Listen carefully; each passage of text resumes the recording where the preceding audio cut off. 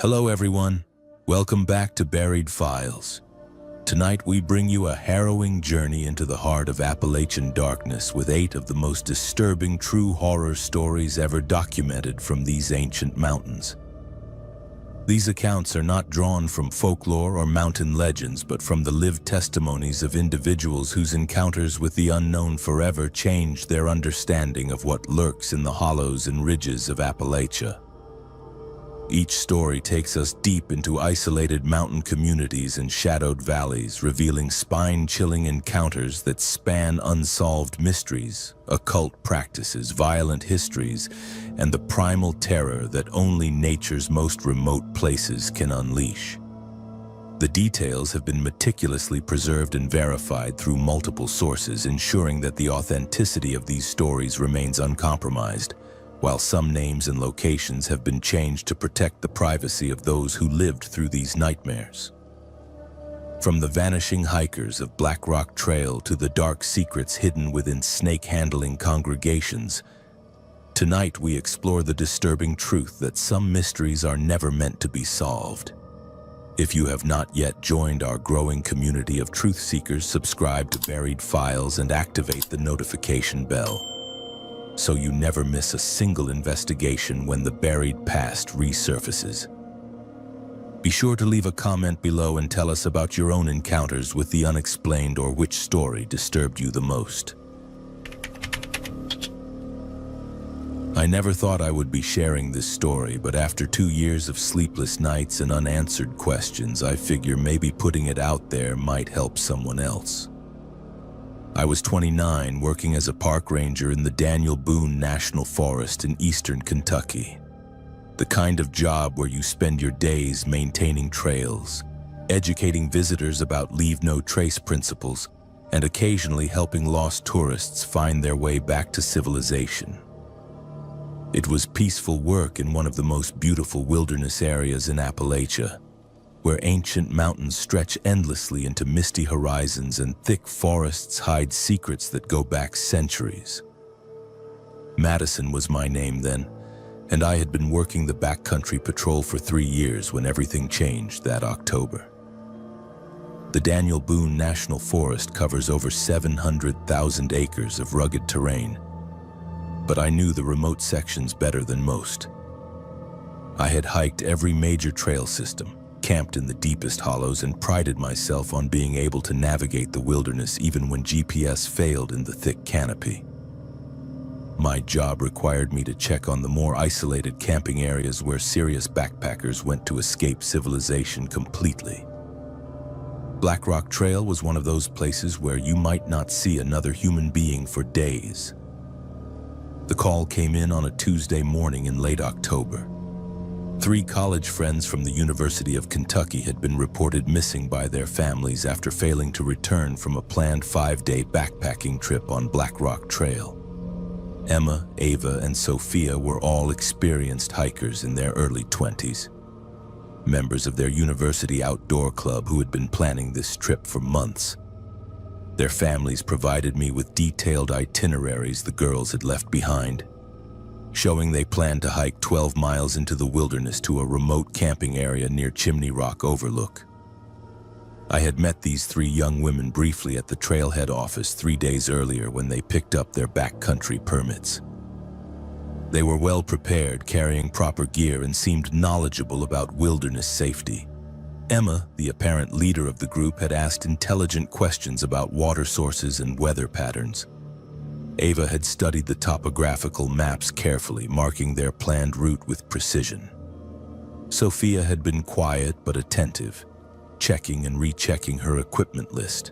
Nothing about their preparation raised any red flags for an experienced ranger like myself. The search began immediately. I led a team of 4 other rangers and 2 volunteer search and rescue members up Black Rock Trail, following the route the missing hikers had planned to take. The trail winds through some of the most isolated terrain in the forest, climbing steadily through dense hardwood forests before reaching the rocky outcroppings that give the trail its name. During peak fall foliage season, it should have been stunning, but that morning the mountains felt different somehow, heavier, more watchful.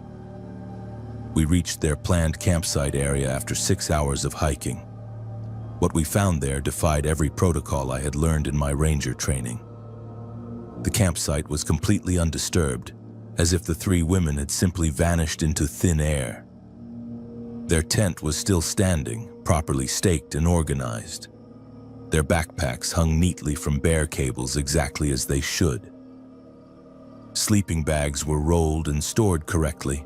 Camp chairs were arranged in a perfect circle around a cold fire ring that showed no evidence of recent use. But it was the arrangement of their personal items that made my skin crawl. On a flat boulder near the tent, someone had carefully arranged the women's personal belongings in precise geometric patterns. Emma's journal lay open at the exact center, surrounded by Ava's compass, Sophia's headlamp, and various other items placed at mathematically perfect intervals. The arrangement looked deliberate, ritualistic almost, like some kind of offering or message that none of us could interpret. I called in additional search teams that afternoon. Within 24 hours, we had 30 people combing the area in expanding grids, following every possible route the missing hikers might have taken. We brought in tracking dogs, but the animals behaved strangely near the campsite, whining and refusing to follow any scent trails. The lead dog, a German shepherd named Rex, who had found dozens of missing persons over his career, actually cowered and tried to retreat when his handler brought him close to the arranged personal items. The strangest incidents began on the second day of searching. Electronic equipment started malfunctioning without explanation. GPS units would show impossible readings, claiming we were hundreds of miles from our actual location.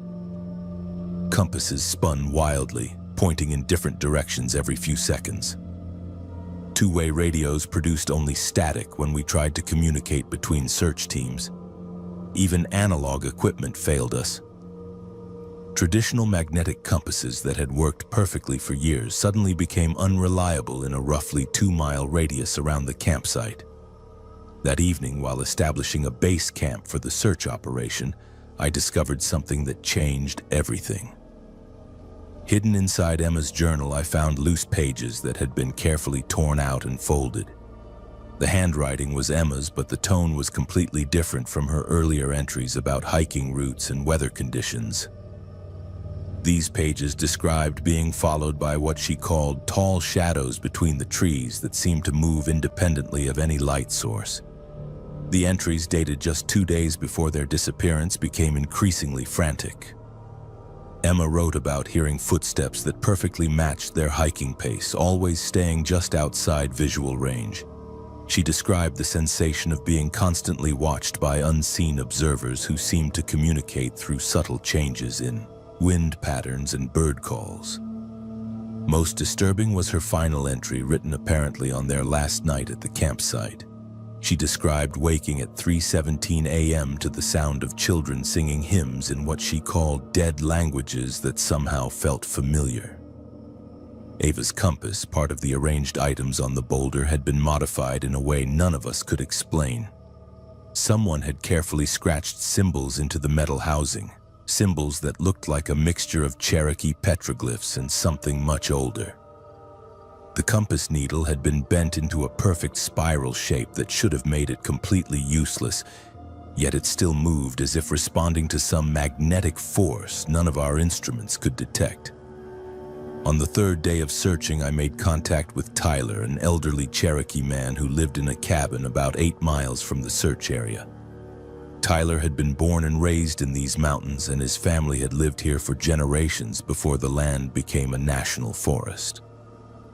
When I described the arranged personal items and the strange compass modifications, his expression changed completely.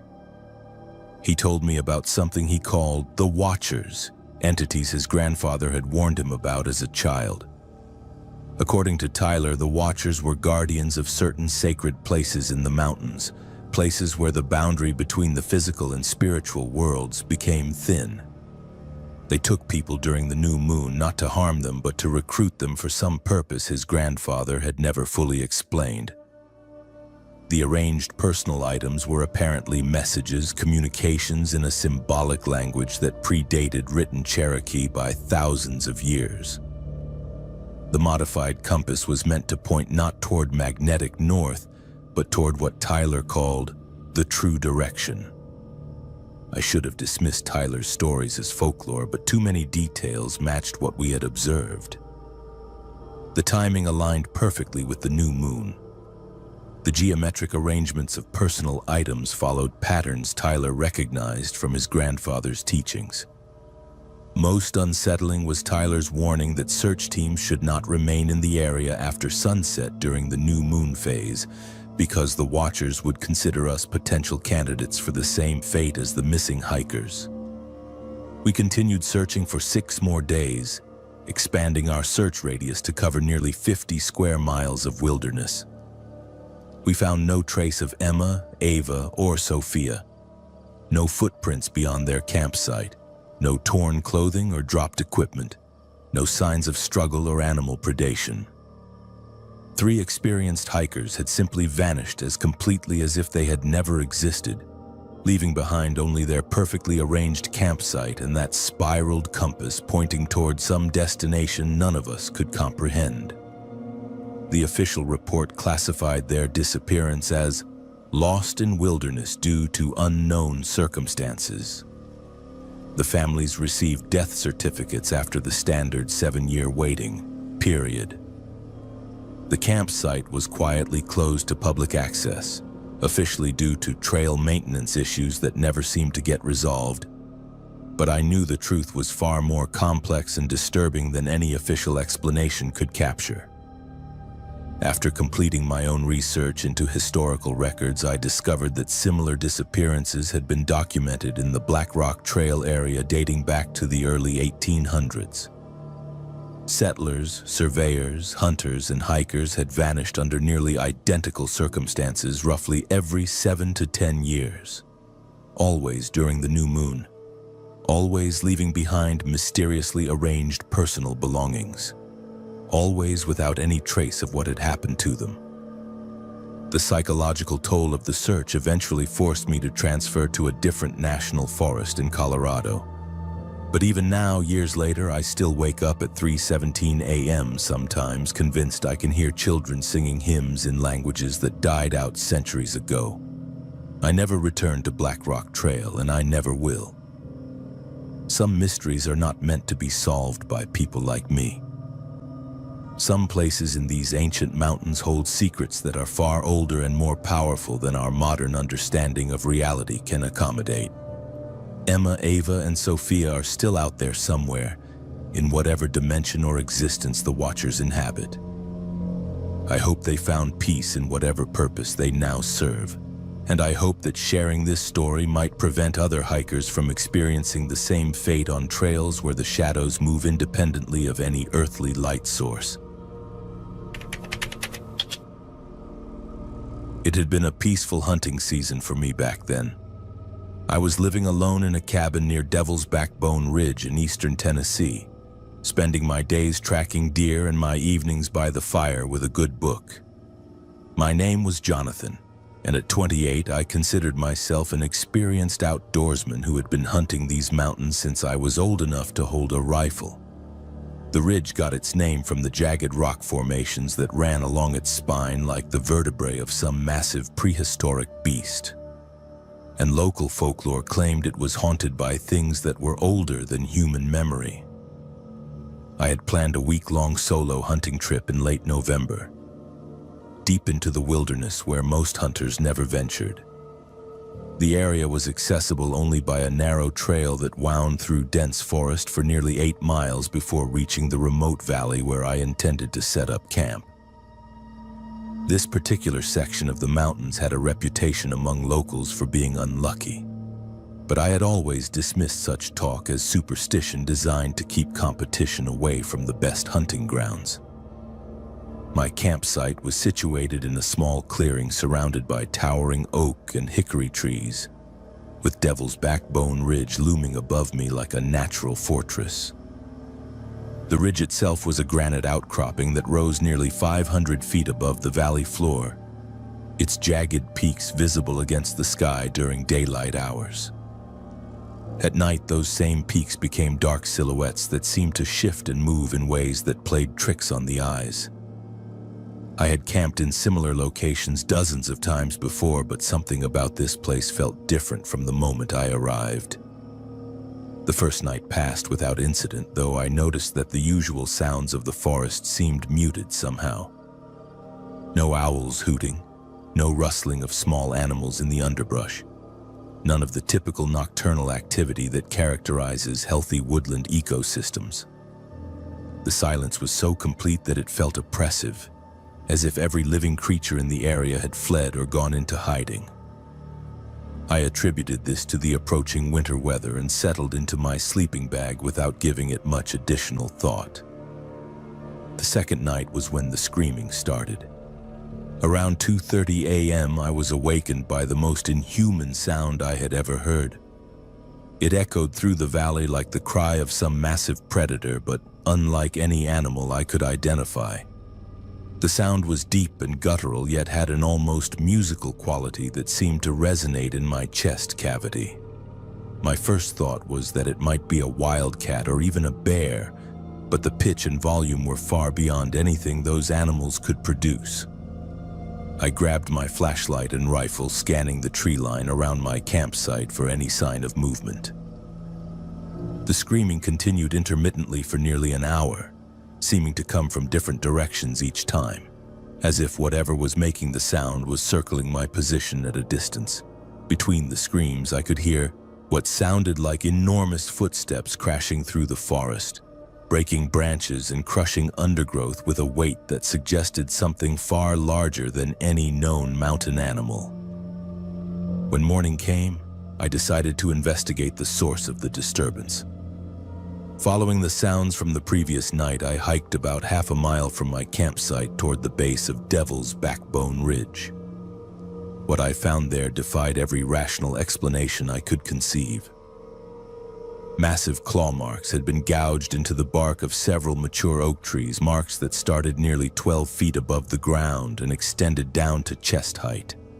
The gouges were at least 4 inches deep and spaced in a pattern that suggested claws the size of railroad spikes. More disturbing were the deer carcasses I discovered scattered throughout the area. 7 white-tailed deer, all adult animals, had been killed and partially consumed in what appeared to be a feeding frenzy. But these were not normal predator kills. The carcasses had been completely drained of blood, leaving behind only pale, desiccated remains that looked like they had been mummified rather than eaten. The bodies were arranged in a rough circle around a large flat boulder, as if they had been placed there deliberately rather than killed where they fell. That afternoon, I made the decision to break camp and return to civilization. Whatever was responsible for the claw marks and deer kills was clearly dangerous, and I had no desire to encounter it during another night alone in the wilderness. But as I began packing my equipment, I realized that something was watching me from the ridge above. I could feel eyes on me with an intensity that made my skin crawl, though I could see nothing when I looked up at the granite outcroppings. The feeling of being observed became overwhelming as I worked to disassemble my campsite. Every few minutes, I would stop and scan the surrounding forest, certain that I was about to see some massive predator emerging from the trees. But the forest remained empty and silent, creating a tension that was almost unbearable. By the time I had loaded my backpack and prepared to hike out, my nerves were stretched to the breaking point. I had traveled less than 2 miles down the trail when I discovered that my carefully planned escape route had been blocked. A massive oak tree, easily 4 feet in diameter, had fallen across the trail in a location where it would be impossible to climb over or go around. The tree appeared to have been freshly felled, its leaves still green and its trunk still bleeding sap. But there was no evidence of wind damage or disease that would explain why such a healthy tree had suddenly toppled. More unsettling was the realization that the tree had fallen in a perfectly straight line across the trail, as if it had been deliberately placed there to prevent passage. The breakpoint showed evidence of what looked like claw marks, similar to those I had observed on the standing trees near my campsite. Something with enormous strength had apparently pushed or pulled the tree down to create an impassable barrier. With my primary exit route blocked, I was forced to attempt an alternate path through unmarked wilderness that I had never explored before. Using my compass and topographical map, I plotted a course that would take me roughly parallel to the blocked trail before rejoining it several miles downstream. But as I began hiking through the dense forest, I noticed that my compass was behaving erratically, spinning wildly and pointing in impossible directions that contradicted the position of the sun. The terrain itself seemed to be working against me. Paths that had appeared passable from a distance proved to be blocked by impenetrable thickets or impassable ravines. Creek beds that my map indicated should have been dry were flowing with fast-moving water that made crossing dangerous. Landmarks that should have been visible were somehow obscured by mist or fog that appeared and disappeared without meteorological explanation. By late afternoon, I was forced to admit that I was completely lost in an area where I should have been able to navigate easily. The mountains around me looked unfamiliar despite my years of experience in the region. The sun seemed to be setting in the wrong direction, and the shadows fell at angles that made no geometric sense. I was beginning to suspect that whatever force inhabited Devil's Backbone Ridge was actively manipulating the environment to prevent my escape. As darkness fell, I had no choice but to make an emergency camp in a small clearing barely large enough for my sleeping bag. I built a large fire using all the dry wood I could gather, knowing that flame was my only protection against whatever was stalking me through the forest. The temperature dropped dramatically after sunset, and I could see my breath forming clouds in the frigid air. That night, the entity finally revealed itself. Around midnight, I was feeding more wood to my fire when I noticed a massive shadow moving between the trees at the edge of the clearing. At first, I thought it might be a trick of the firelight, but as I watched, the shadow detached itself from the darkness and stepped into the circle of illumination cast by my campfire. The creature that emerged from the forest was unlike anything in recorded natural history. It stood nearly 10 feet tall on two powerful legs, with a body that seemed to be a hybrid of human and bear characteristics. Its arms were enormously long and muscular, ending in hands that bore the massive claws I had seen evidence of throughout the forest. The head was vaguely humanoid but elongated, with eyes that reflected the firelight like polished mirrors and a mouth filled with teeth designed for tearing flesh. Most terrifying was its obvious intelligence. This was not a mindless predator acting on instinct, but a thinking entity that had been systematically hunting me since my arrival on its territory. It circled my campfire slowly, studying me with the same careful attention a scientist might give to a laboratory specimen. When it spoke, its voice was a low rumble that seemed to come from deep within the earth itself. The words were in no language I recognized, but somehow I understood their meaning. The creature was claiming ownership of Devil's Backbone Ridge and everything within its boundaries. I was trespassing on sacred ground, and the penalty for such violation was death. But it offered me a choice. I could serve as its messenger, returning to the human world to warn others away from this place, or I could join the deer whose drained carcasses decorated its feeding ground. I chose to live. The creature allowed me to gather my essential gear and led me through the forest along paths that had been invisible during daylight hours. Within 2 hours, I found myself standing beside a paved road nearly 15 miles from where I thought I had been camping. A passing motorist picked me up and drove me to the nearest town, where I called friends to retrieve my vehicle from the original trailhead. The local sheriff listened politely to my report, but clearly believed I had suffered some kind of psychological breakdown brought on by isolation and stress. No search teams were sent to investigate the creature or recover the deer carcasses I had described. The section of Devil's Backbone Ridge where I had encountered the entity was quietly reclassified as a protected wildlife area that would remain permanently closed to hunting and camping. I never returned to that part of the mountains, and I strongly advise others to respect the boundaries that have been established around Devil's Backbone Ridge.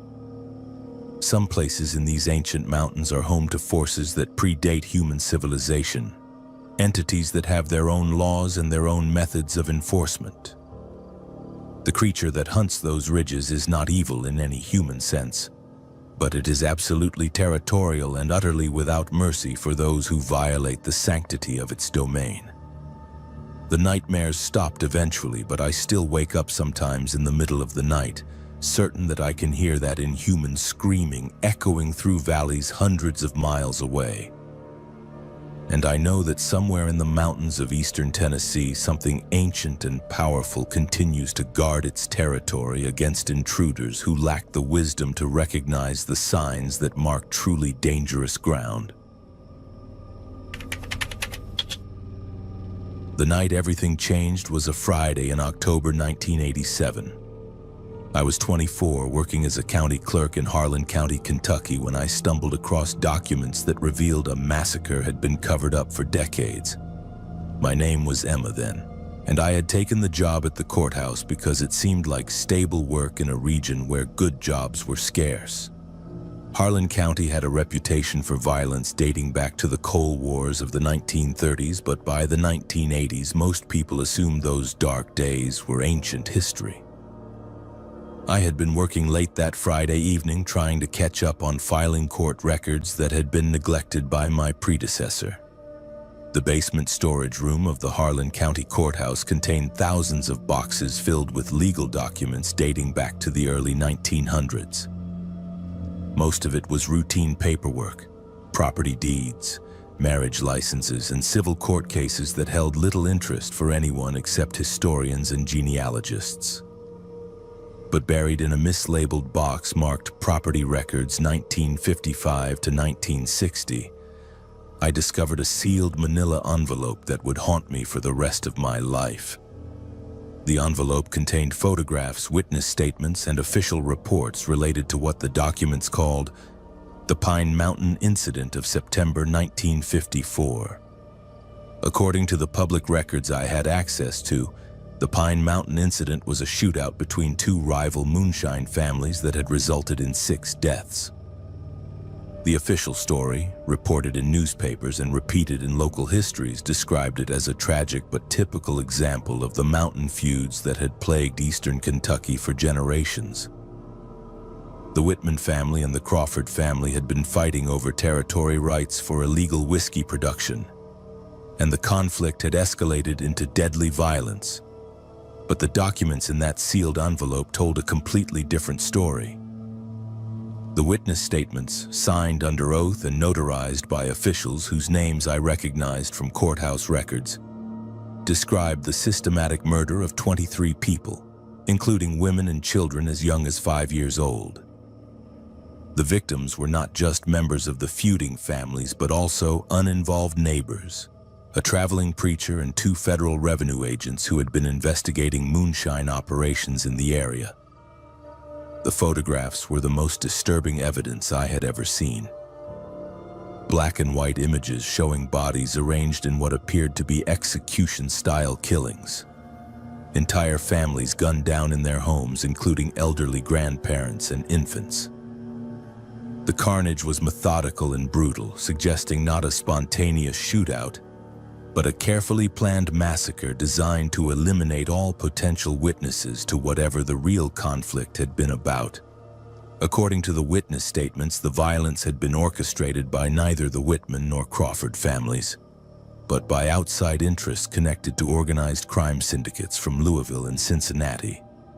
These criminal organizations had been attempting to take control of the lucrative moonshine trade in eastern Kentucky, and the local families had been resisting their efforts to establish monopoly control over the region. The massacre was designed to send a message that resistance would not be tolerated. Most shocking was the revelation of official complicity in the cover-up. Sheriff's Department reports showed that local law enforcement had arrived at the scene within hours of the killings, but instead of investigating the murders, they had participated in disposing of evidence and concealing the true scope of the violence. Federal agents had also been present, apparently working in cooperation with the criminal syndicates rather than investigating them. The bodies of 17 victims had been secretly buried in an abandoned coal mine shaft about 5 miles from the scene of the killings. The remaining 6 victims were the only ones officially acknowledged, their deaths attributed to the fictional shootout between local families. The witness statements included detailed descriptions of the burial site, complete with hand-drawn maps showing the exact location of the mass grave. I spent the entire weekend studying the documents, cross-referencing names and dates with other courthouse records, every detail checked out perfectly. The witnesses were real people whose signatures appeared on numerous other legal documents from the same time period. The officials who had signed the reports were legitimate law enforcement officers and federal agents whose careers I could trace through personnel records. The photographs showed landscapes and buildings that I could identify as actual locations in Harlan County. On Monday morning, I approached my supervisor, Janet Morrison, who had been working at the courthouse for over 30 years. When I showed her the documents, her reaction was immediate and terrifying. She snatched the envelope from my hands and ordered me to forget everything I had seen. When I protested that we had a legal obligation to report evidence of unsolved murders, she explained that those particular files were classified and should never have been accessible to someone with my security clearance. Janet revealed that she had known about the Pine Mountain Massacre for years, as had several other long-term courthouse employees. The cover-up had been maintained through a combination of official secrecy, family connections, and simple fear of retaliation. Many of the families involved in the original incident still lived in Harlan County, and some had risen to positions of power in local government and law enforcement. Exposing the truth would implicate prominent citizens who had built their careers on maintaining the official version of events. But I could not simply ignore what I had discovered. Over the next several weeks, I began quietly researching the descendants of the victims, many of whom still lived in the area. I contacted elderly residents who had been alive in 1954, asking carefully worded questions about their memories of that time period. What I learned confirmed and expanded the information in the official documents. Several family members told me stories that had been passed down through generations about relatives who had gone missing in September 1954. These disappearances had never been officially investigated, but the families had always suspected foul play. Some described receiving anonymous threats warning them not to ask questions about their missing relatives. Others mentioned federal agents visiting their homes in the months following the incident, pressuring them to sign documents stating that their relatives had left the area voluntarily. The most valuable information came from Martha Whitman, an 84-year-old woman whose uncle had been among the massacre victims. Martha had been 16 years old in 1954 and had witnessed part of the violence firsthand. She described seeing men in federal badges working alongside known criminals to execute her neighbors. She had hidden in a root cellar for 2 days while the killings and cleanup operation continued, and had observed the removal of bodies to the abandoned mine shaft. Martha also provided me with a crucial piece of evidence that was not included in the courthouse documents. Her uncle had given her a small notebook containing names, dates, and financial records related to the moonshine operations. The notebook showed payments being made to federal agents and local law enforcement officers, proving the existence of systematic corruption that extended far beyond Harlan County. She had kept the notebook hidden for over 30 years, too frightened to show it to anyone in authority. Armed with this additional evidence, I decided to contact state law enforcement agencies that might be willing to investigate the cover-up. But within days of making my first phone calls, I began receiving anonymous threats. someone left dead animals on my doorstep with notes warning me to stop digging up old graves. My car tires were slashed repeatedly. Anonymous callers would phone my home at all hours, playing recordings of gunshots and screaming. The harassment escalated when I attempted to visit the abandoned mine shaft where the victims were supposedly buried. I drove to the location indicated on the maps in the courthouse documents, accompanied by a friend who served as a witness. We found the mine entrance exactly where the documents indicated, sealed with concrete but showing signs of recent disturbance. While we were examining the site, 3 men in Sheriff's Department uniforms arrived and ordered us to leave immediately. One of the deputies was the nephew of the current sheriff, James Crawford, whose family name was the same as one of the Moonshine families mentioned in the original cover-up documents. He made it clear that we were trespassing on private property, and that any attempt to excavate or investigate the area would result in serious criminal charges. The implicit threat was obvious. The same families who had participated in the 1954 cover-up were still in positions of power and still committed to maintaining their version of events. My situation became untenable when the harassment extended to my family. Someone broke into my parents' home while they were at church, ransacking their belongings but stealing nothing of value. Instead, they left behind photographs of the Pine Mountain Massacre victims with my face superimposed over the corpses. The message was unmistakable. If I continued investigating, I would meet the same fate as those who had been silenced in 1954.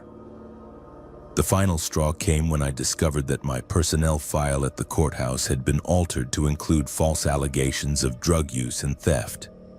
Janet Morrison informed me that I was being placed on administrative leave pending an investigation into my erratic behavior and possible substance abuse problems.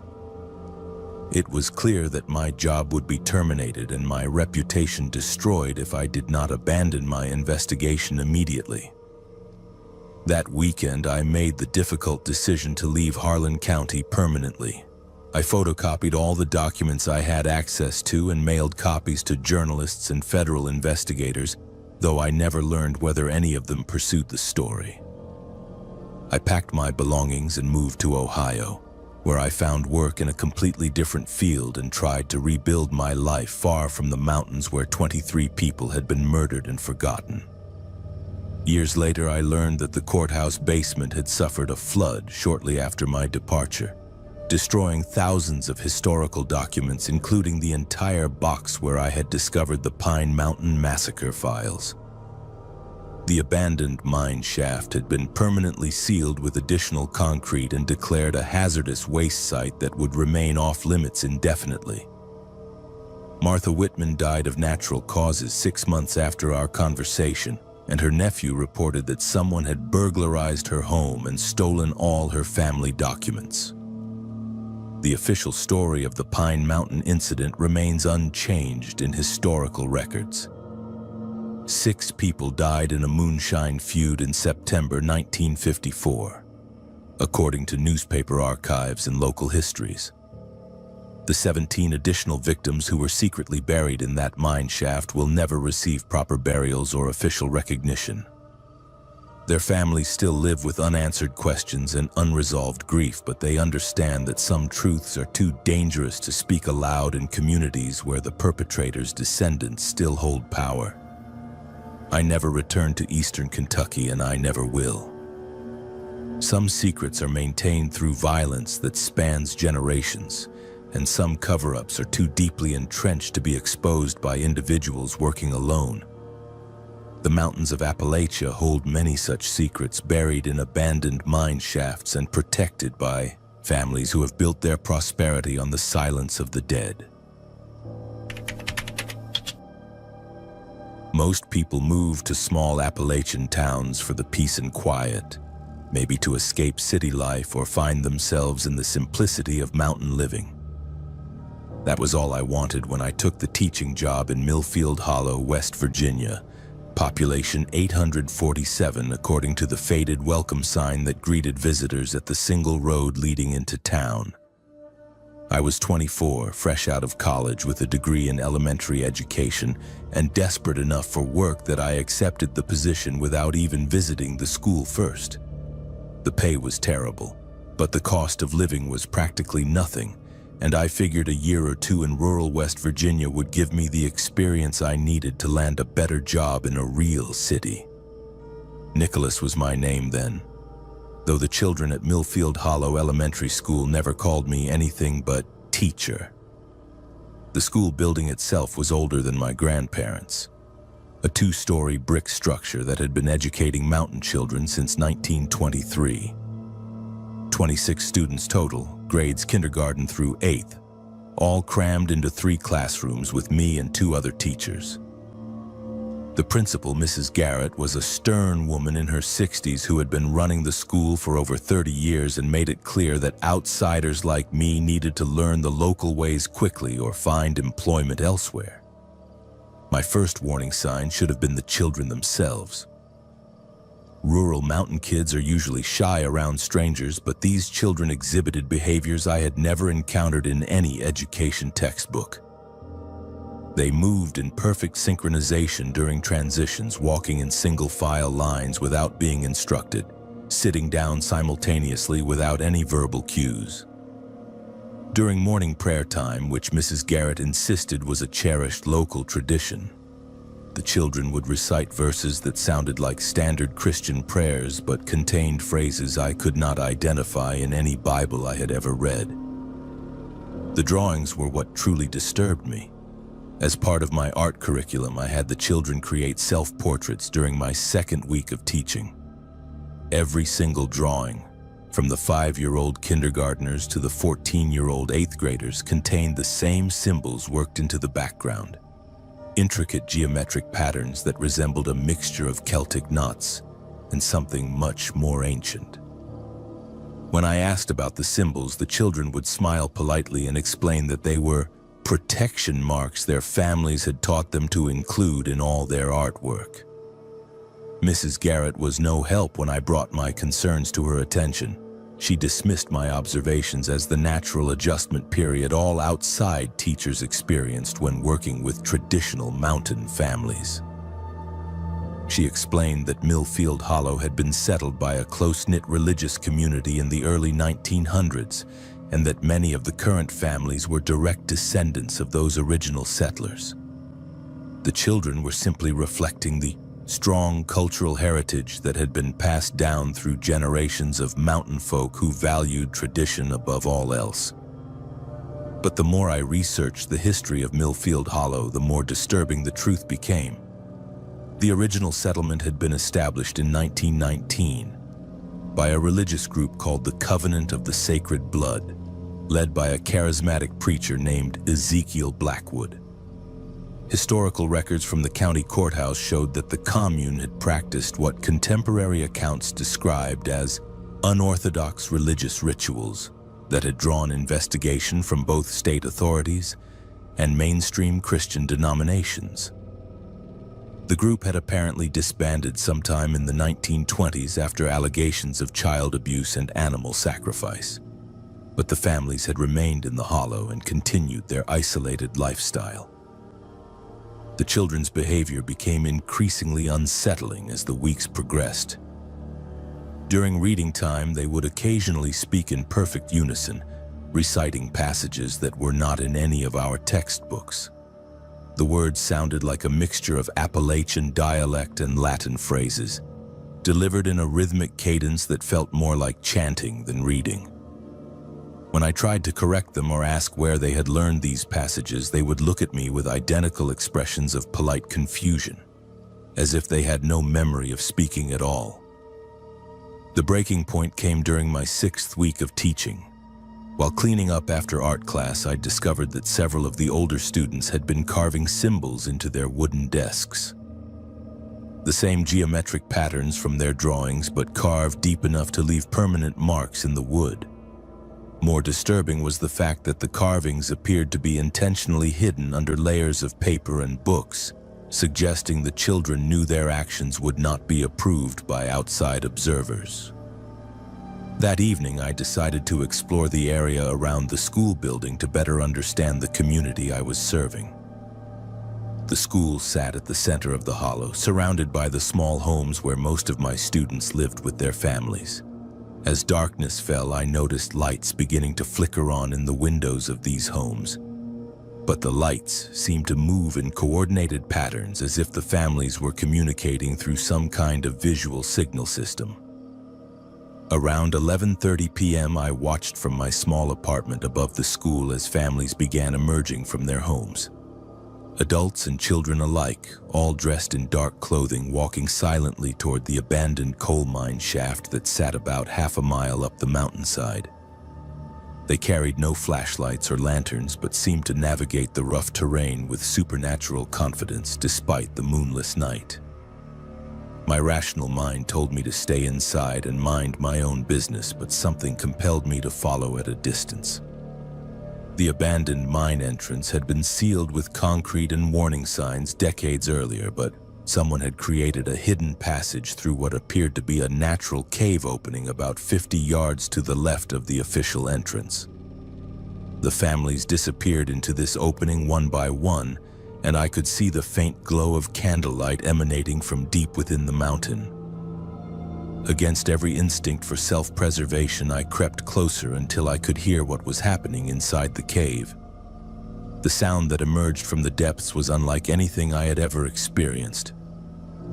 Dozens of voices, including the unmistakable sounds of my students chanting in that same mixture of Appalachian dialect and Latin that I had heard in the classroom.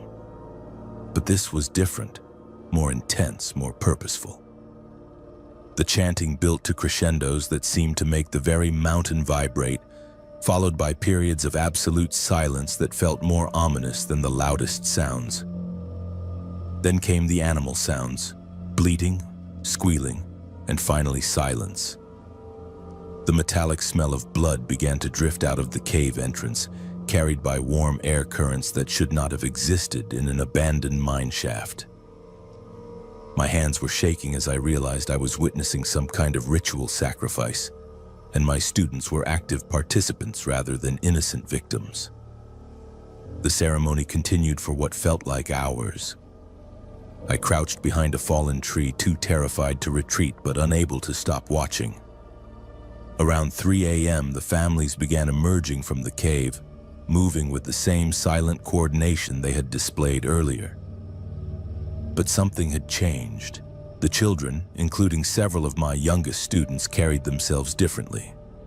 Their posture was more adult, more confident, as if they had undergone some kind of transformation during the underground ritual.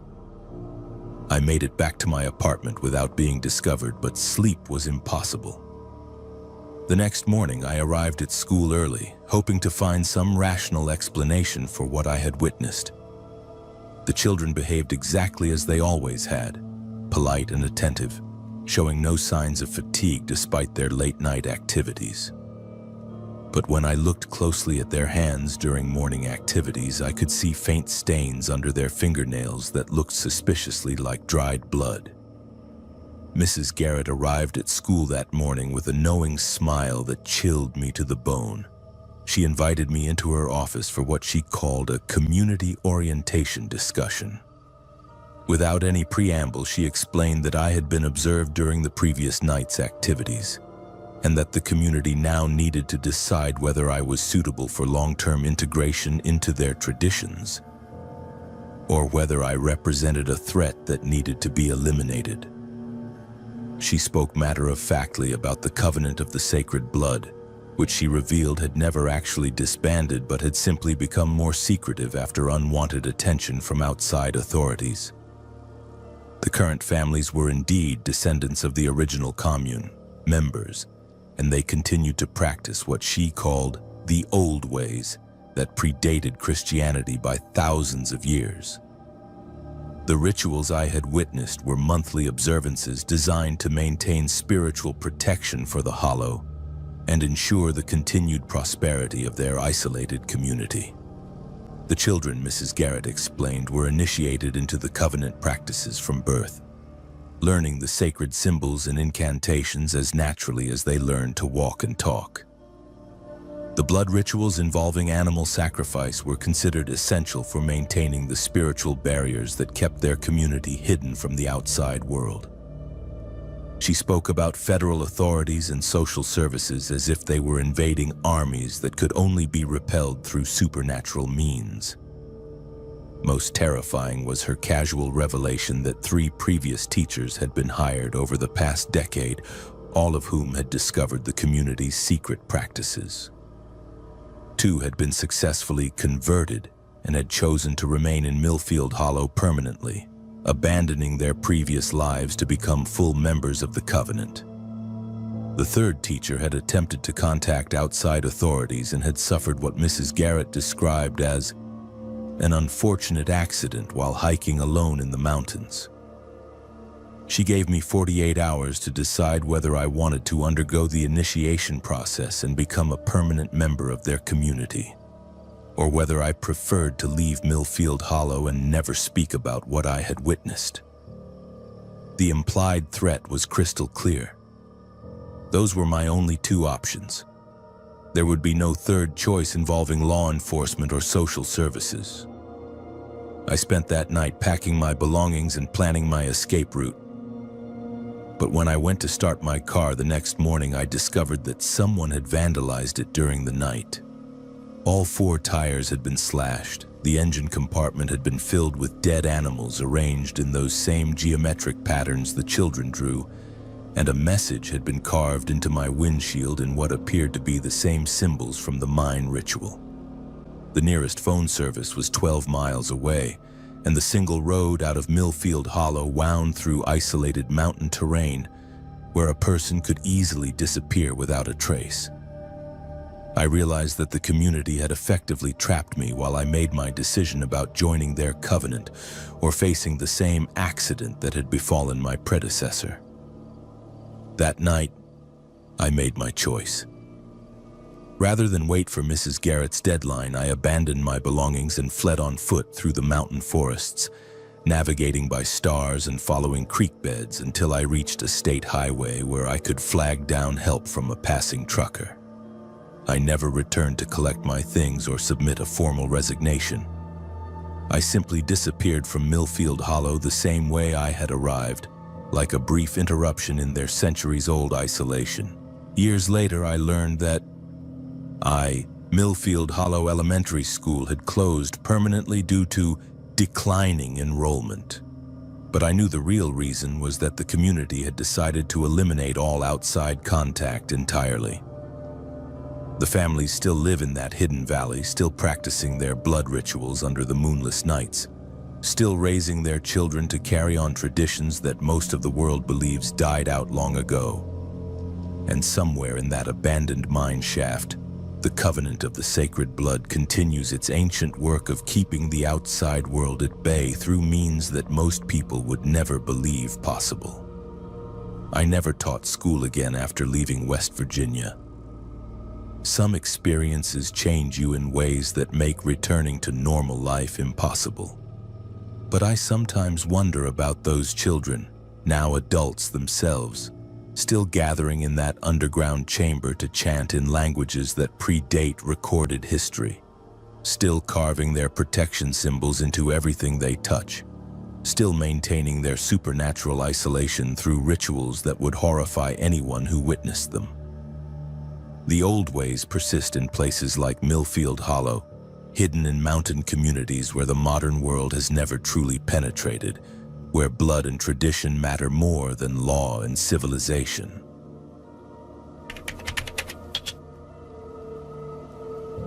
I need to tell someone about what happened in Copper Creek, Virginia, because keeping it inside is eating me alive.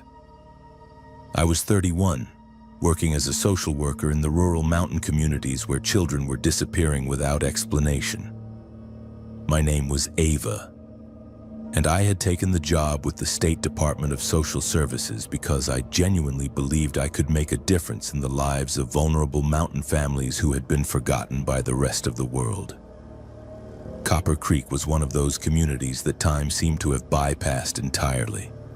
Nestled in a narrow valley between steep ridges in southwestern Virginia, The settlement consisted of maybe 40 families scattered along a winding dirt road that followed the creek for about 5 miles.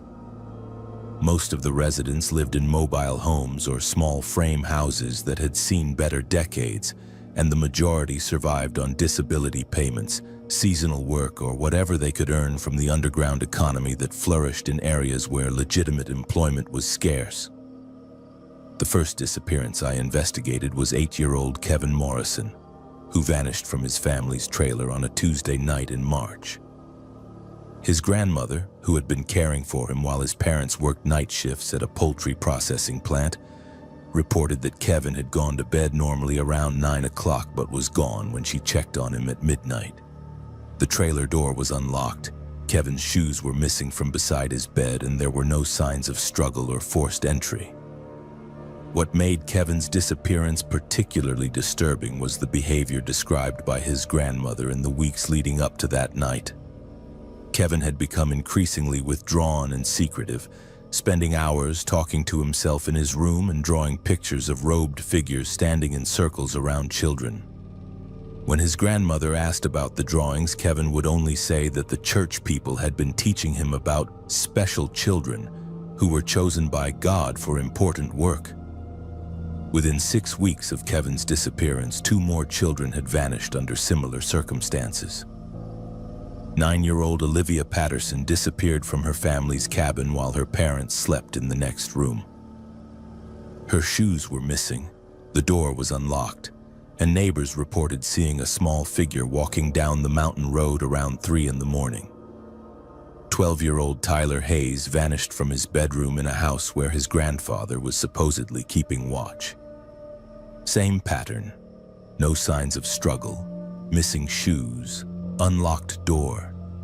The local sheriff's department treated each case as a runaway situation despite the children's young ages and the identical circumstances of their disappearances.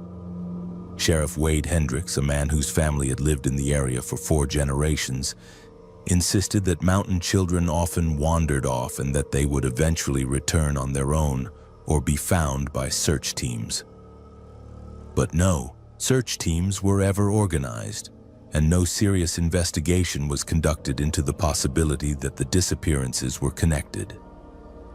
As the social worker assigned to these cases, I began conducting my own investigation into the common factors that might explain why these particular children had been targeted.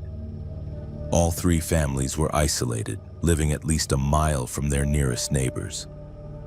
All 3 children had been described by their families as acting strangely in the weeks before they disappeared, becoming secretive and withdrawn. And all 3 families mentioned that their children had been attending a traveling Sunday school ministry that visited the area once a month. The ministry was called Children of the Sacred Promise, and it was run by a charismatic preacher named Brother Marcus, who traveled throughout the rural mountain communities of Virginia, West Virginia, and Kentucky in a converted school bus painted with biblical scenes. Brother Marcus claimed to have a special calling to minister to children in isolated communities where traditional churches were scarce, and he focused particularly on children from troubled or broken homes.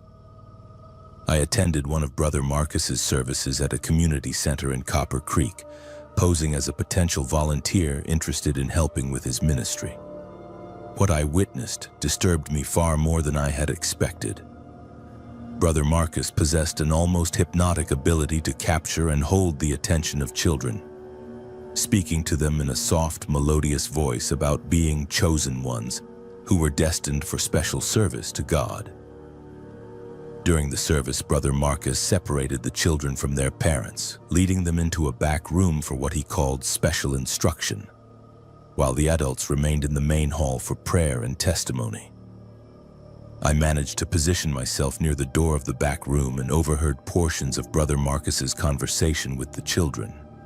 He was telling them about children throughout history who had been called to leave their families and serve God in special ways, comparing them to Samuel in the Old Testament, who had been given to the temple as a young child.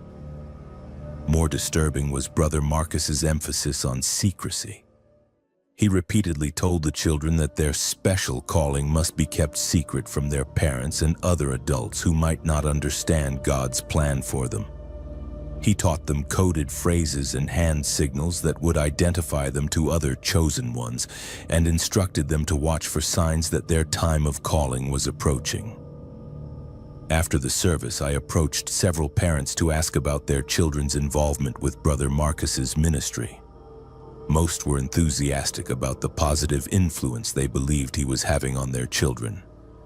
Several mentioned that their children had become more religious and well-behaved since attending the services, and they credited Brother Marcus with giving their children a sense of purpose and belonging that had been missing from their lives.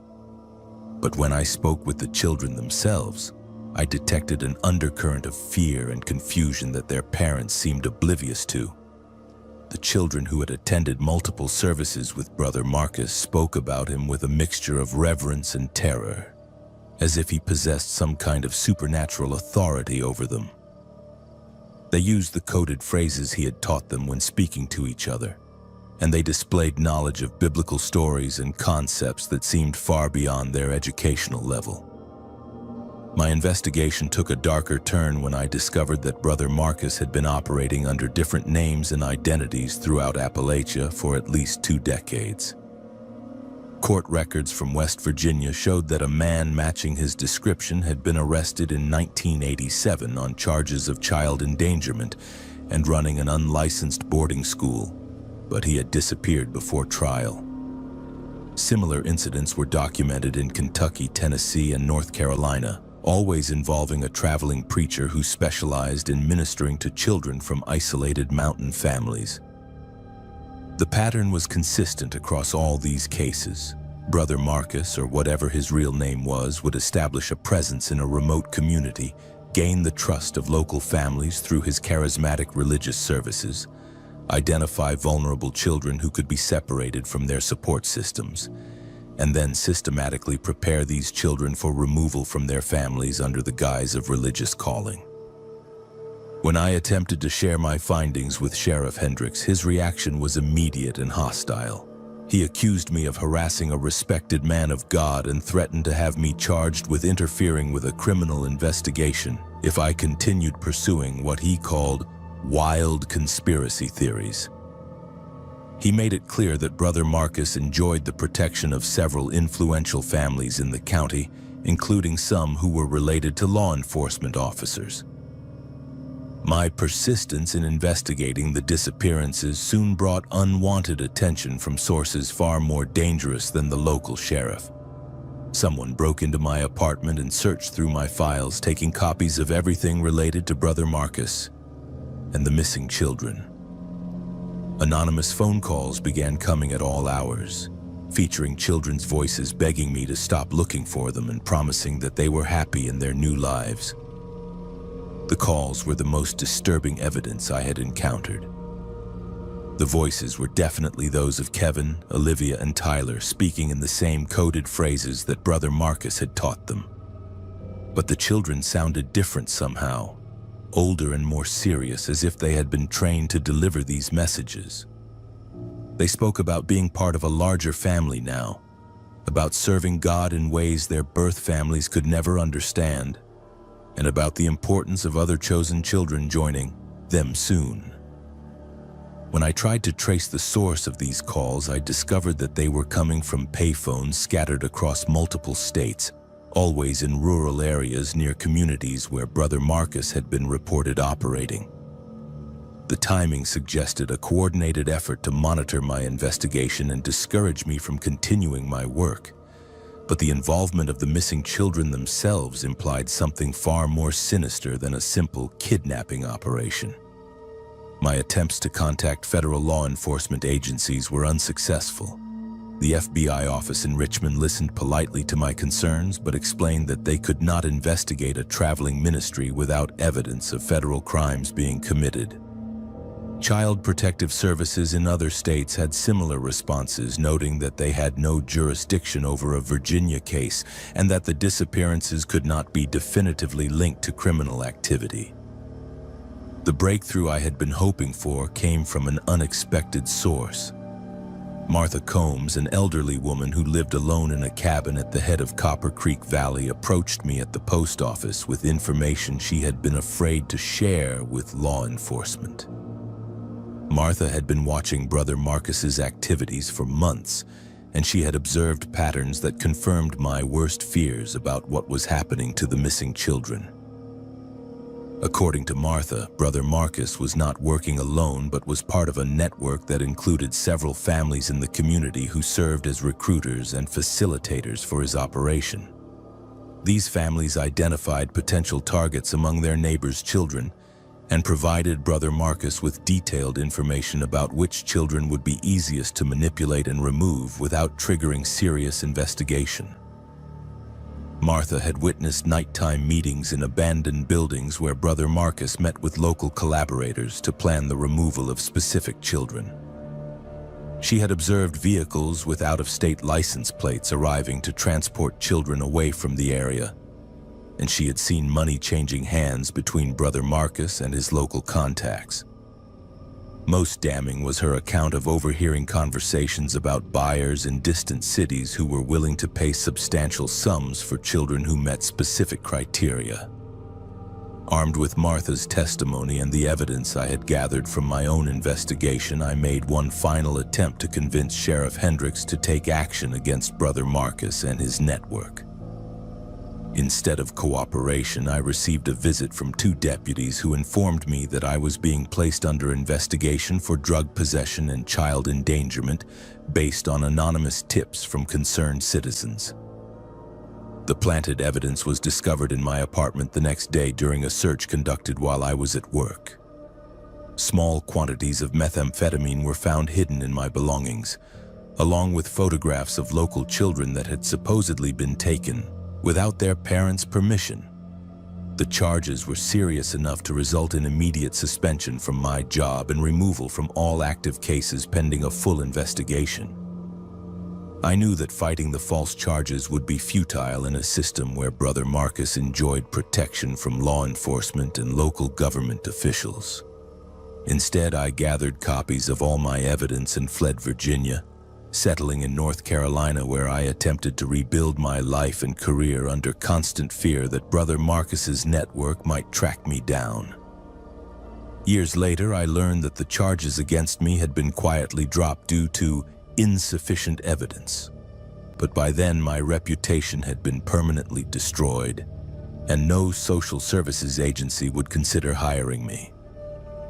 Brother Marcus continued operating throughout Appalachia for several more years before disappearing entirely, leaving behind dozens of families whose children had vanished and whose questions would never be answered by authorities who preferred to maintain the fiction that nothing unusual had occurred. The children of Copper Creek were never found, and no official investigation was ever conducted into the network that facilitated their disappearance.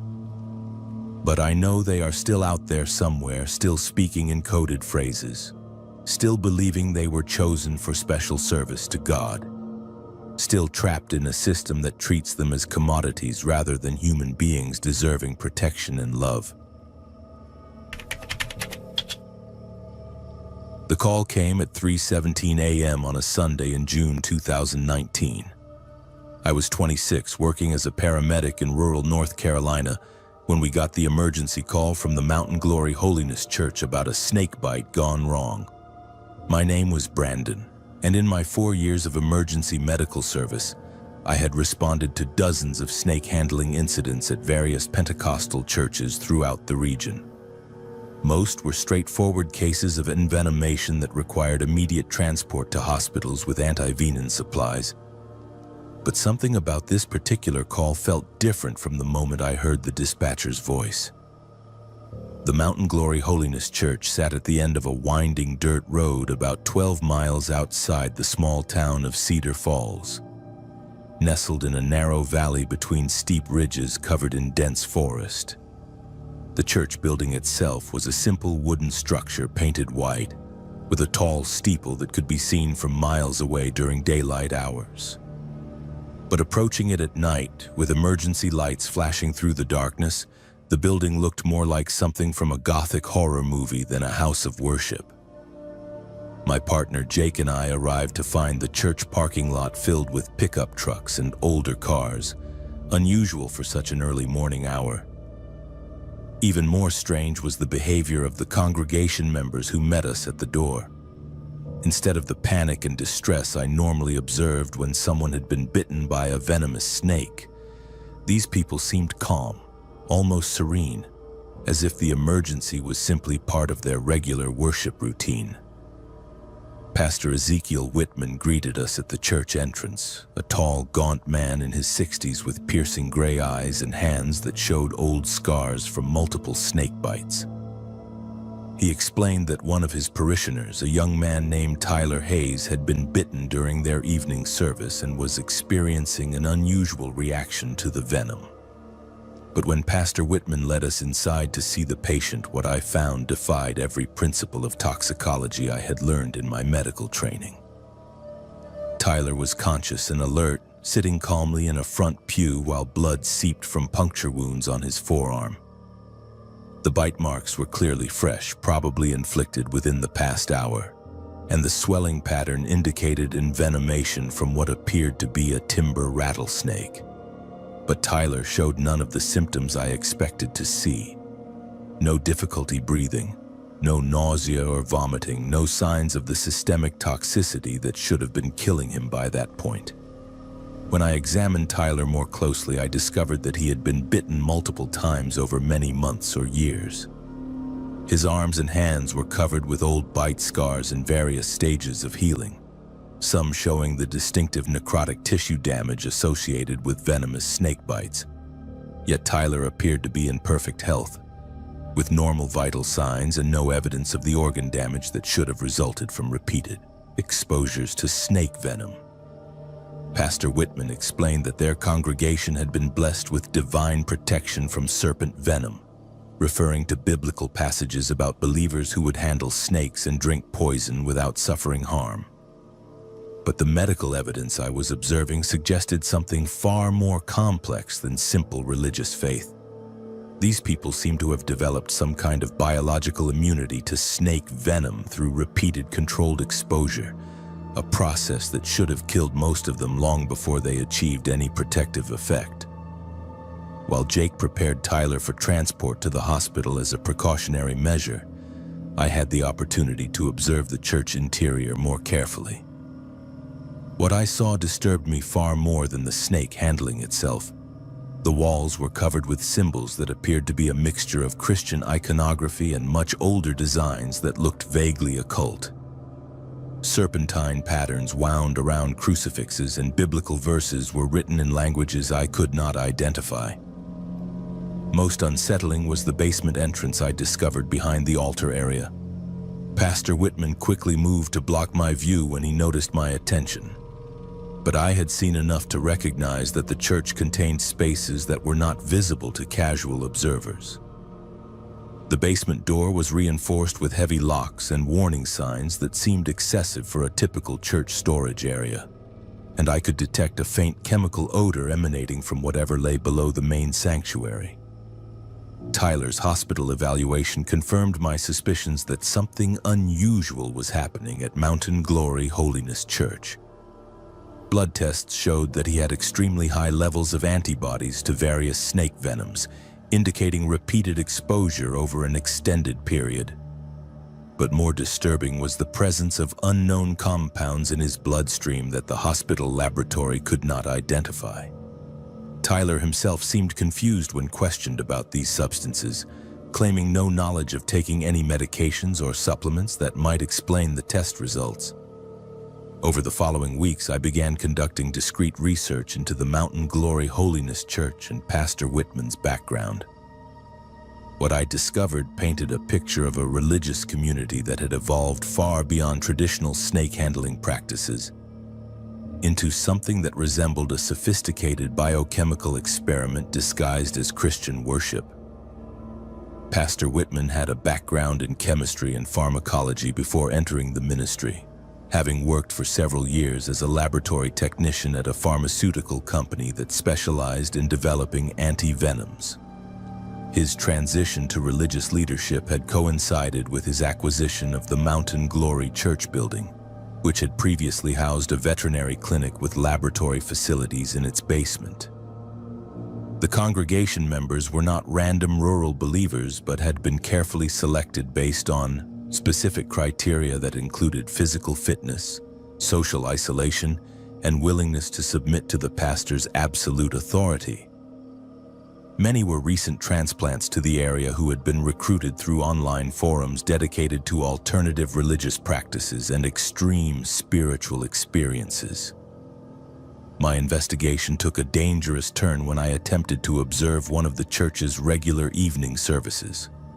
Parking my vehicle in the woods about a quarter-mile from the church, I hiked through the forest to a position where I could see into the building through the windows. What I witnessed that night convinced me that the Mountain Glory Holiness Church was engaged in activities that had nothing to do with traditional Christian worship. The service began conventionally enough, with hymn singing and biblical readings that seemed consistent with Pentecostal practices. But as the evening progressed, the congregation descended into the church basement, where they engaged in rituals that combined snake handling with the consumption of various liquid substances that were definitely not communion wine. Pastor Whitman presided over ceremonies where congregation members drank what appeared to be diluted snake venom, while handling multiple venomous serpents simultaneously. The participants exhibited behavior suggesting they were in altered states of consciousness, speaking in tongues but also displaying physical capabilities that seemed superhuman.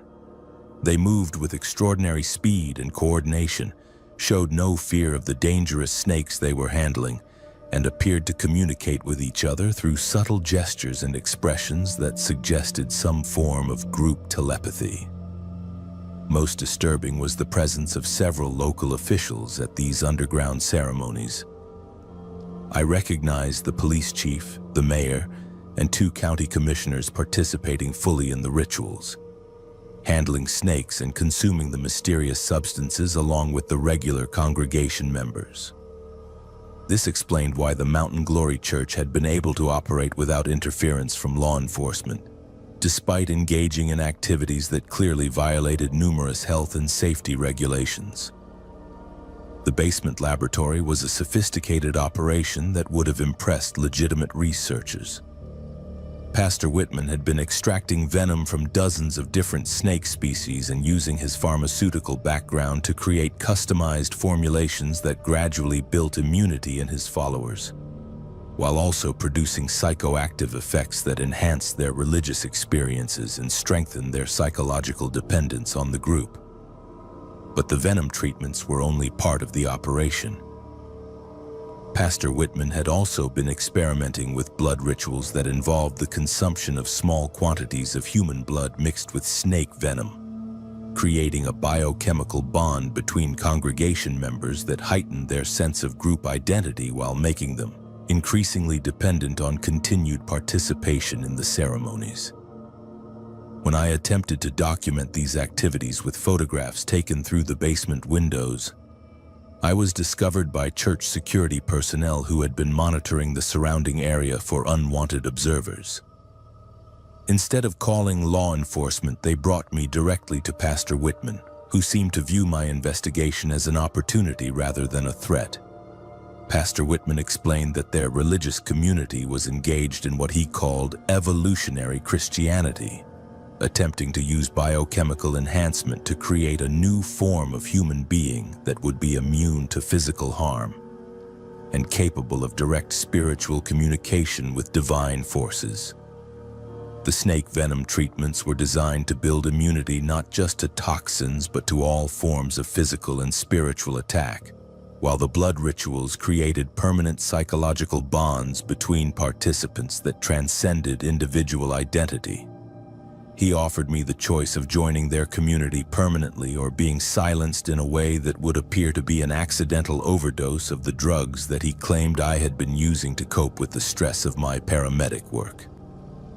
The planted evidence was already in place in my apartment and vehicle, he explained, along with false testimony from congregation members who would swear that I had been exhibiting erratic behavior and substance abuse problems for months.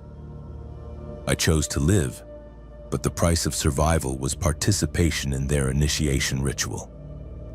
Over the course of several hours, I was forced to consume graduated doses of snake venom mixed with hallucinogenic compounds, while handling increasingly dangerous serpents under Pastor Whitman's supervision. The experience was simultaneously terrifying and exhilarating, producing altered states of consciousness that made me understand how the congregation members could believe they were achieving divine transcendence through these practices. The biochemical effects of the initiation lasted for weeks, creating powerful cravings for additional doses of the venom compounds and generating vivid dreams in which I felt connected to some kind of collective consciousness shared by all the church members. But I also experienced severe physical side effects, including liver damage, neurological symptoms, and immune system suppression that made me realize the long-term consequences of continued participation would be fatal. Using my medical knowledge and access to hospital laboratory facilities, I was able to analyze samples of my blood and identify some of the compounds that Pastor Whitman had been administering to his followers. The formulations were sophisticated and dangerous, designed to create physical dependency, while gradually destroying the immune system and major organs of anyone who received them regularly over extended periods. Armed with this evidence, I contacted state and federal law enforcement agencies, but found that my reports were blocked by the same local officials who were participating in the church's rituals.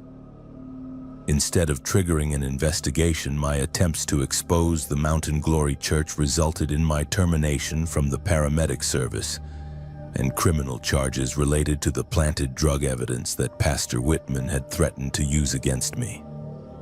I was forced to leave North Carolina permanently, relocating to another state where I could rebuild my career and life without the constant threat of retaliation from Pastor Whitman's network of supporters.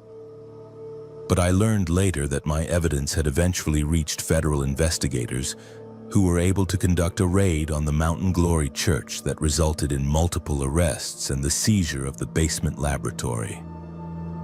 Pastor Whitman died in federal custody before he could stand trial, officially from a heart attack, but under circumstances that suggested he may have been eliminated by other members of his network who feared he would reveal information about similar operations in other states. The church building was destroyed in a suspicious fire shortly after the raid, eliminating most of the physical evidence of what had been taking place there. The congregation members who survived the federal investigation were scattered to other communities, but I have reason to believe that some of them continue to practice the rituals they learned under Pastor Whitman's guidance. The biochemical dependency he created in his followers was designed to be permanent, and the psychological bonds formed through the blood rituals may have created a network that will persist for decades, even without centralized leadership. Most people remember 1987 in Buchanan County, Virginia, for the mine explosion that killed 12 workers. What they don't know is that those men were murdered and I helped cover it up. My name was Sophia and I was 25 years old, working as a mine safety inspector for the state of Virginia when I discovered evidence that would haunt me for the rest of my life. I had taken the job with the Department of Mines, Minerals, and Energy straight out of college, believing I could make a difference in protecting the lives of coal miners who risked everything to extract the black gold that powered America. Buchanan County was one of the most dangerous mining regions in Appalachia, with a history of accidents, cave-ins, and explosions that stretched back to the early 1900s. The Blackwater Mine, owned by Consolidated Mining Corporation, had been operating since 1952 and employed nearly 200 men from the surrounding mountain communities. The explosion occurred on a Tuesday morning in November, deep in shaft number 7, where a crew of 12 miners had been working the overnight shift. According to the initial reports, a methane gas leak had ignited, causing a massive explosion that collapsed several hundred feet of tunnel and trapped the workers with no possibility of rescue. The official investigation concluded that faulty ventilation equipment had allowed dangerous gas levels to accumulate, and that the explosion was a tragic but predictable industrial accident. But 3 days after the explosion, while conducting my routine inspection of the mine's safety records, I discovered evidence that suggested a far more sinister explanation for what had happened in shaft number 7. Hidden among routine maintenance reports, I found documentation showing that the 12 dead miners had been planning to meet with federal investigators from the Environmental Protection Agency about illegal dumping of toxic waste in the groundwater that supplied drinking water to several mountain communities. The miners had discovered that Consolidated Mining Corporation had been secretly disposing of chemical byproducts from their coal processing operations by pumping them into abandoned mine shafts that connected to underground aquifers. The contamination was already causing health problems in families who lived near the disposal sites, including an unusual cluster of cancer cases among children and elderly residents. The 12 men who died in the explosion had been collecting water samples and documenting the company's illegal activities for nearly 6 months. When I examined the mine's safety equipment more closely, I found clear evidence that the ventilation system in shaft number 7 had been deliberately sabotaged. Someone had used cutting tools to damage the gas detection sensors that should have warned workers about dangerous methane levels.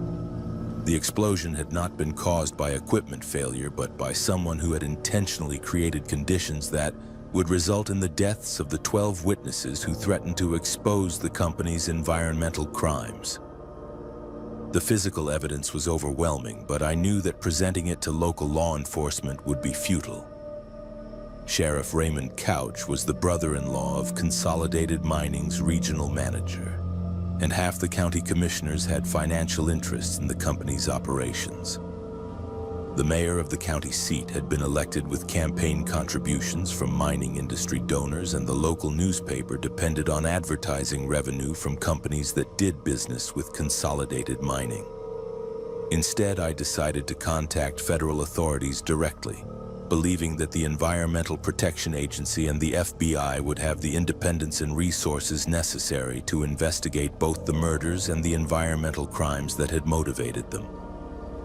But before I could make any official reports, I was approached by Margaret Hendricks, the Vice President of Safety Operations for Consolidated Mining Corporation. Margaret was a well-dressed woman in her 50s who had built her career in the mining industry by maintaining friendly relationships with government regulators and ensuring that potentially damaging investigations never gained momentum. She invited me to lunch at the fanciest restaurant in the county seat, where she made an offer that would change the course of my life in ways I could never have anticipated. She knew about my discovery of the sabotaged safety equipment, she explained, because the company had been monitoring all communications related to the explosion investigation. She also knew about my mother's recent cancer diagnosis and the mounting medical bills that were threatening to bankrupt our family despite our health insurance coverage. Margaret offered me $50,000 in cash to modify my inspection report, ruling the explosion an accidental result of equipment failure rather than deliberate sabotage. The money would be more than enough to pay for my mother's experimental cancer treatments that were not covered by insurance. Treatments that might save her life but would otherwise be financially impossible for our family to afford. All I had to do was submit a falsified report stating that the ventilation system had failed due to normal wear and tear, and that the explosion was a tragic but unavoidable industrial accident. I told Margaret I needed time to consider her offer, but we both knew that my decision was already made. My mother was dying, and I had the power to save her life by sacrificing the truth about 12 men who were already dead. It was a choice between the living and the dead, between family loyalty and professional ethics, and I chose my mother's life over justice for the murdered miners. The process of falsifying my inspection report was surprisingly simple. I replaced the damaged ventilation equipment with identical components that showed normal wear patterns, and I altered the gas sensor readings to indicate levels that were dangerous but not immediately fatal. I submitted documentation that supported the official narrative of an accidental explosion caused by routine equipment failure and inadequate safety protocols. The $50,000 appeared in my bank account within a week, deposited in small increments that would not attract attention from federal banking regulators. My mother began her experimental cancer treatments immediately, and for several months it appeared that both she and I would benefit from my decision to participate in the cover-up of the Blackwater mine murders. But the psychological cost of my actions began to manifest almost immediately. I could not sleep without experiencing nightmares about the 12 dead miners, dreams in which they appeared to me covered in coal dust and asking why I had chosen to hide the truth about their murders. During the day, I found it increasingly difficult to focus on my work, knowing that every safety inspection I conducted was tainted by my willingness to falsify official reports when offered sufficient financial incentive. More disturbing was my growing awareness of the environmental consequences of the toxic waste disposal that had motivated the murders. Over the following months, I began documenting health problems in the communities affected by groundwater contamination, problems that were far more extensive than I had initially realized. Children were developing leukemia at rates that were statistically impossible for a rural population. Adults were suffering from liver and kidney diseases that had no apparent cause other than long-term exposure to industrial chemicals. The contamination was not limited to drinking water supplies. The toxic chemicals that Consolidated Mining had been dumping in abandoned mine shafts were seeping into soil and air, creating an environmental disaster that would affect generations of mountain families. And because of my falsified report, there was no official investigation into the company's illegal disposal practices, no cleanup efforts, and no medical assistance for the victims of chemical poisoning. My mother's cancer treatments were initially successful, and for nearly a year it appeared that the experimental therapy might save her life. But the reprieve was temporary. The cancer returned more aggressively than before, and despite the expensive treatments that my cover-up money had made possible, my mother died 18 months after my meeting with Margaret Hendricks. Her death left me with the terrible realization that I had betrayed 12 murdered men and their families for nothing. The money that had seemed so important when my mother's life was at stake now felt like payment for my participation in a conspiracy that had cost dozens of lives and would continue to kill innocent people for decades to come. I had traded my integrity for a few extra months with my mother. Months that ended in her death anyway. The guilt became unbearable when I began attending funerals for children who had died from cancers caused by the contaminated water that I could have helped expose. Families that had trusted government safety inspectors like me to protect them from corporate negligence were burying their sons and daughters because I had chosen financial gain over professional responsibility. Each death was a direct consequence of my decision to hide the truth about the Blackwater mine murders and the environmental crimes that had motivated them. 3 years after the explosion, I attempted to correct my mistake by contacting federal investigators with the real evidence about the sabotaged safety equipment and the illegal waste disposal operations. But by then, too much time had passed and too many people had died for my testimony to have any meaningful impact. The original evidence had been destroyed or disappeared, and the witnesses who might have supported my account had either moved away or were too frightened to speak publicly about what they had known. Margaret Hendricks had retired from Consolidated Mining and moved to Florida, taking with her the institutional knowledge of how the cover-up had been orchestrated and maintained. The company itself had been sold to a larger corporation that claimed no responsibility for the actions of previous management, and the new owners had no interest in investigating historical environmental crimes that might result in costly cleanup efforts. The 12 miners who had died in the Blackwater explosion were officially remembered as victims of an industrial accident, their families receiving modest compensation payments that prevented them from pursuing wrongful death lawsuits against Consolidated Mining. The environmental contamination continued for years before being discovered by independent researchers. But by then, the damage was irreversible and the responsible parties were beyond the reach of legal consequences. I never worked as a safety inspector again after leaving Virginia. The psychological toll of my participation in the cover-up made it impossible for me to continue in a profession that required me to put public safety above personal interests. I moved to North Carolina and found work in a completely different field, but the weight of my actions followed me wherever I went. The money that Margaret Hendricks had paid me for my falsified report was eventually donated to cancer research organizations, but this gesture felt hollow given the number of people who had died because of the contamination I had helped conceal. No amount of charitable giving could undo the damage caused by my decision to prioritize my family's immediate needs over the long-term health and safety of an entire community. Today, more than 30 years after the Blackwater mine explosion, the groundwater in several Buchanan County communities remains contaminated with industrial chemicals that cause cancer, birth defects, and other serious health problems. The families affected by this contamination have no legal recourse because the statute of limitations has expired and the responsible parties are beyond prosecution. They continue to suffer and die from diseases that could have been prevented if I had chosen courage over comfort, truth over money. The lesson I learned from my experience is that some choices cannot be undone, and some consequences cannot be escaped through good intentions or charitable actions. The 12 men who died in that explosion were murdered to protect corporate profits and environmental crimes, and I became an accessory to their murders by choosing my own family's welfare over justice for their families. That choice continues to define who I am more than 3 decades later, and it will continue to define me for whatever years remain of my life.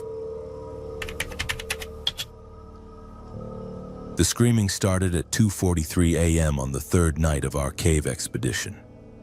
I was 23, leading a group of geology students through the Cumberland Cave system in southeastern Kentucky when we discovered something that shouldn't exist. My name was Tyler, and as a graduate student in speleology at Eastern Kentucky University, I had explored dozens of cave systems throughout Appalachia. But nothing had prepared me for what we encountered in the deepest passages of Cumberland Mountain. Our expedition consisted of 6 people. Myself as the lead guide, 2 other graduate students named Kevin and Madison, and 3 undergraduate geology majors who were participating in an advanced field study course.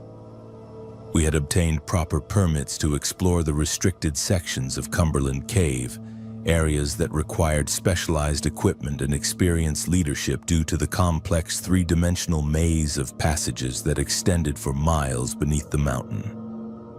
The cave system had been mapped to a depth of approximately 800 feet, but recent ground-penetrating radar surveys had detected additional chambers that might extend the known system by several miles. Our mission was to locate and document these unmapped passages, collecting geological samples and creating detailed surveys that would contribute to scientific understanding of limestone cave formation in the Appalachian region. The first 2 days of exploration proceeded normally, with our team methodically mapping known passages and identifying potential routes into the deeper sections of the cave. We established our base camp about 400 feet underground in a large chamber called Cathedral Hall, where previous expeditions had left permanent climbing anchors and established reliable communication with the surface support team. On the 3rd day, we discovered the entrance to what appeared to be a previously unknown passage system that descended at a steep angle toward the deepest parts of the mountain. The passage was narrow but navigable, requiring us to crawl through sections that were barely wider than our bodies while carrying all our equipment and scientific instruments. The airflow through the passage indicated that it connected to significant open spaces deeper in the mountain. Spaces that might represent major discoveries in cave exploration. As we descended through this new passage system, we began encountering evidence of human presence that predated any known exploration of the cave.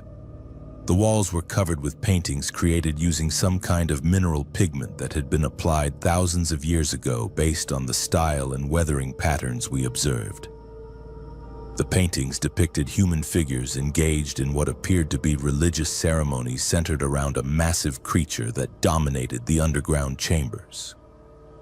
The creature shown in the cave paintings was unlike any known animal, combining characteristics of various species in ways that suggested either artistic imagination or depiction of something that existed only in the deepest parts of the cave system. It had multiple eyes arranged in rows along what might have been its head, and numerous appendages that could have been arms, legs, or tentacles depending on how the ancient artists had intended them to be interpreted.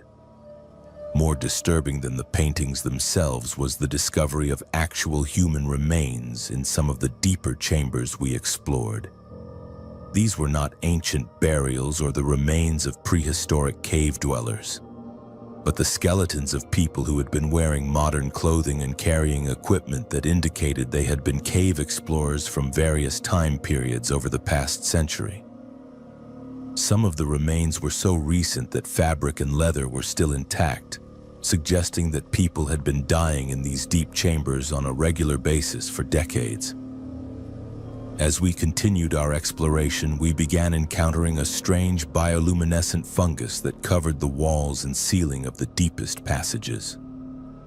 The fungus emitted a pale blue-green light that was beautiful but also unsettling, creating an otherworldly atmosphere that made it difficult to judge distances and navigate safely through the complex cave system.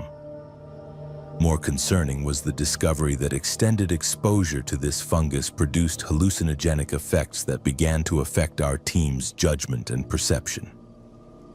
Kevin was the first to report experiencing vivid hallucinations after several hours in the fungus-covered passages.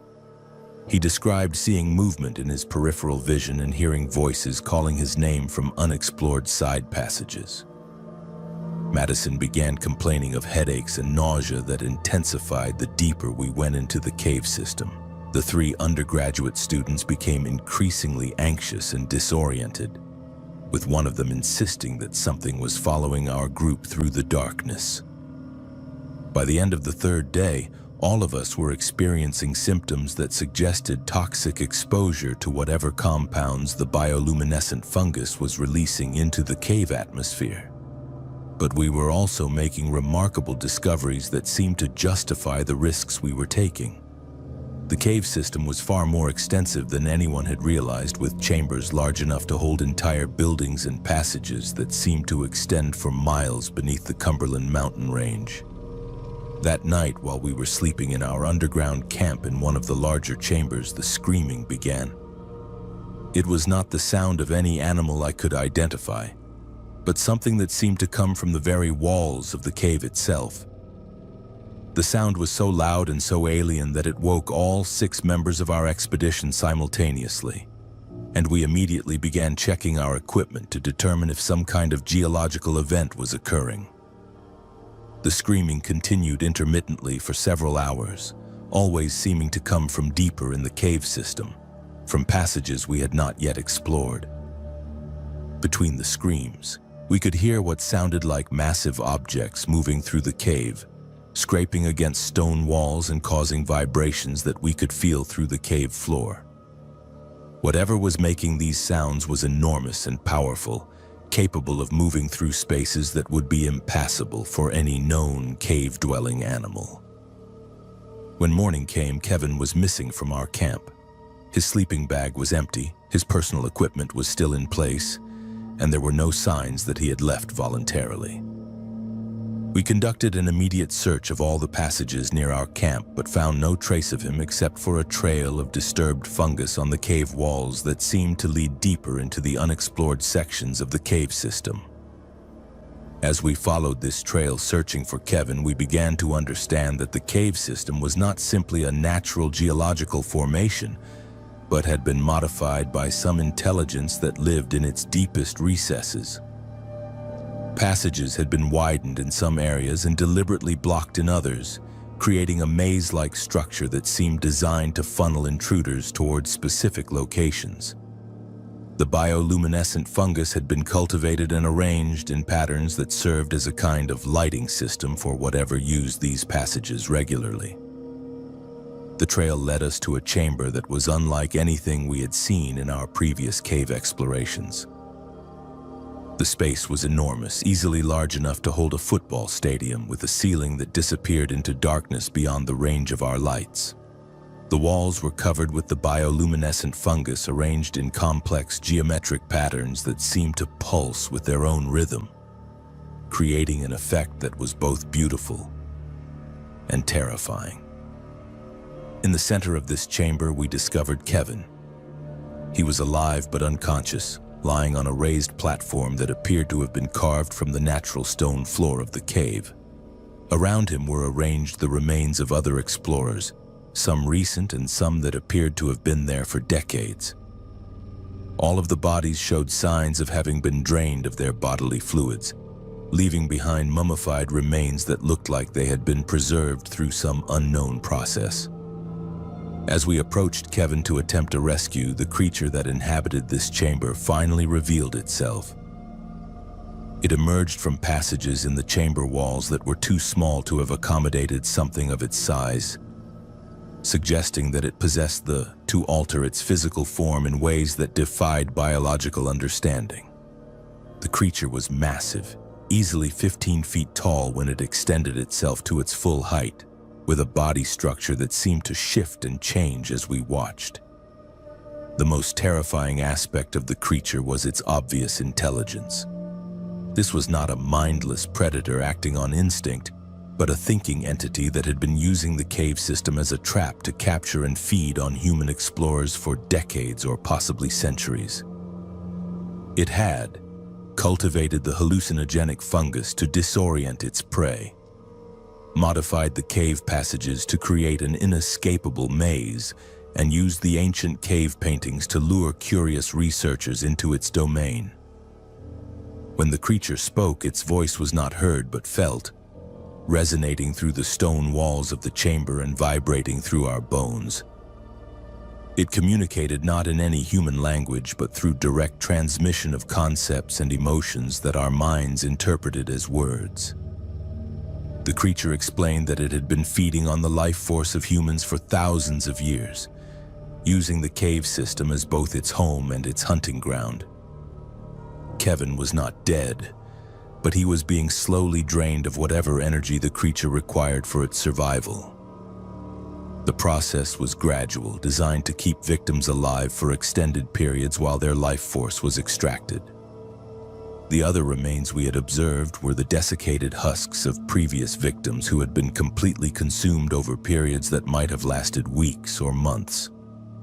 The creature offered us a choice. We could leave the cave immediately, abandoning Kevin and promising never to return or reveal the location of its feeding chamber.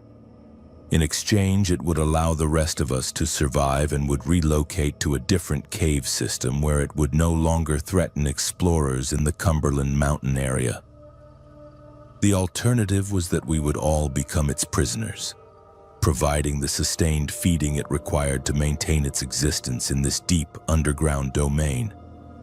I chose to save my team.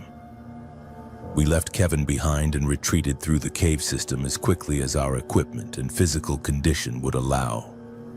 The journey back to the surface took 18 hours of continuous climbing and crawling, during which we were constantly aware that the creature could have prevented our escape at any time if it had chosen to break its agreement with us. When we reached the surface, we immediately contacted park authorities and cave rescue specialists, but the story we told them was necessarily incomplete. We reported that Kevin had become lost in an unmapped section of the cave during a rockfall that had blocked the passage where we last saw him. The search and rescue operation that followed lasted for 5 days, but recovered no trace of Kevin or the deep chambers where we had encountered the creature. The fungal exposure had lasting effects on all of us. Madison developed chronic respiratory problems that eventually forced her to abandon her geology career. The 3 undergraduate students all changed their academic majors after completing the semester, none of them willing to continue studying subjects that might require them to work in underground environments. I completed my graduate degree but have never returned to cave exploration, and I strongly advise others to avoid the deepest sections of any Appalachian cave systems. The official report of our expedition made no mention of the creature or the chamber where Kevin was taken. The Cumberland Cave system was subsequently classified as too dangerous for civilian exploration, and access to the deeper passages has been permanently restricted by federal authorities who cited unstable geological conditions and toxic air quality as the reasons for closure. But I know that Kevin is still down there, along with the remains of dozens of other explorers who made the mistake of venturing too deep into places where ancient predators still hunt in the darkness beneath the mountains.